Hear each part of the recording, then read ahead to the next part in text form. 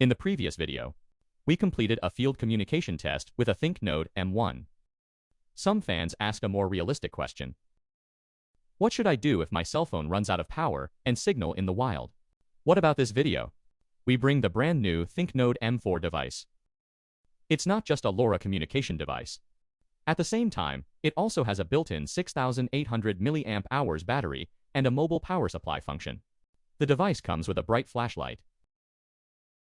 For example, just press the light button under the fuselage. It can light up. In a dark outdoor environment, its illumination distance can reach about 100 meters. If there is no signal in the wild, cell phone is dead, and it's dark, then our ThinkNode M4 is our hope for survival in the wild. M4 can not only illuminate this line of sight, it can also send an SOS distress signal. Long press the fuselage function button. You can see it clearly. The flashlight will switch to a special blinking mode. This is a standard SOS Morse cipher distress signal. When in danger in the wild, after switching to this distress mode, hold the device high to continuously send out a distress signal, which is convenient for rescue personnel to find. The equipment comes standard with two special wires. One is a data transmission line, which is used for device code writing and debugging. The other is a special charging cable for mobile phones. It can directly charge the emergency power supply of the mobile phone. After the mobile phone is powered off in the wild, the M4 can send communication signals through the LoRa network. It can also rely on the mobile power function to ensure the battery life of the mobile phone and ensure the availability of the equipment. In addition, the M4 is also equipped with GPS precise positioning function. Support Bluetooth connection, Meshtastic app practical functions. The above are the core basic functions of this device.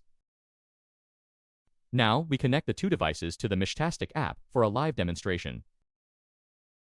The device code of this M4 device is 375C. Click to connect. The device code of the other device is F3CO. Also click Connect. The M4 device on the left has been successfully connected. Let's take a look at the LoRa configuration first. Uses the 915 band. The M4 device on the right has been successfully connected. Also, check out the LoRa configuration. 915 band. Next, we send messages in both directions to test the stability of the communication. We also send a message here. You can see, the M4 on the right receives the message. We also send a message here. Okay, it's received here too. The two devices have been paired, and the communication function is normal. Next, we actually measure the maximum communication transmission distance of the equipment outdoors. The two devices have been tested. The device communication function is normal. Next, Tina stays at her current position. I will ride to a position 2 kilometers away in a straight line. We will send a LoRa message through the M4 device to test whether the reception at both ends is normal. Let's go.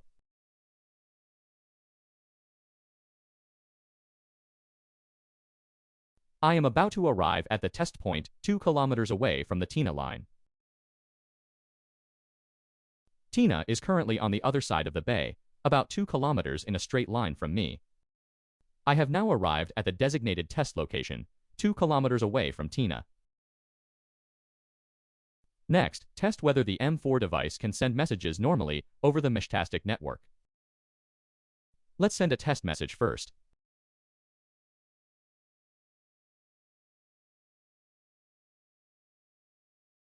We can see Tina has replied with copy that, and the message is successfully received on our end. Now we continue to move towards 3 kilometers.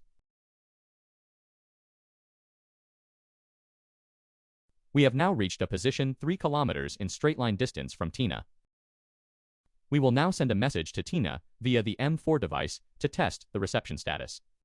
The message has been sent successfully. We have successfully received the confirmation reply copy that from Tina.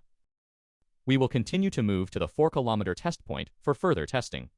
We have now reached the 4-kilometer test site. As you can see, Tina is located across the bay. The straight line distance between us is 4.1 kilometers. We will send a test message to Tina through the M4 device to verify the transmission performance of the device. Test whether the other party can receive messages normally. We have successfully received a reply message from Tina. Next, we stood by and went to the 5-kilometer test site from Tina. A few minutes later. Tina is now in place and has successfully arrived at the 5-kilometer test site. The current straight line distance between us is 5 kilometers. We send a test message to Tina again via the M4 device. Verify the communication effect at a distance of 5 kilometers. We have successfully received a reply message from Tina. Next, we will proceed to the 6-kilometer point to continue testing. We're off now, heading to the 6-kilometer test site. After reaching the point, we will send a test message to Tina via Meshtastic to check the reception status. The current straight line distance between us and Tina is 6 kilometers. We transmit the LoRa signal through the M4 device to test the communication stability at this distance. The test was successful, and we have received a reply message from Tina. Next, we will proceed to the 7-kilometer point to continue the distance test. When we reach the 7-kilometer mark, heavy rain suddenly fell. After the rain stopped, the LoRa signals transmitted by our unit still could not be received by Tina. Under clear weather conditions, communication remained highly stable at the 6-kilometer point. LoRa signals are susceptible to weather interference, which can disrupt normal data transmission. This concludes all test content for the full-range communication distance trial of the ThinkNode M4 LoRa device featured in this session.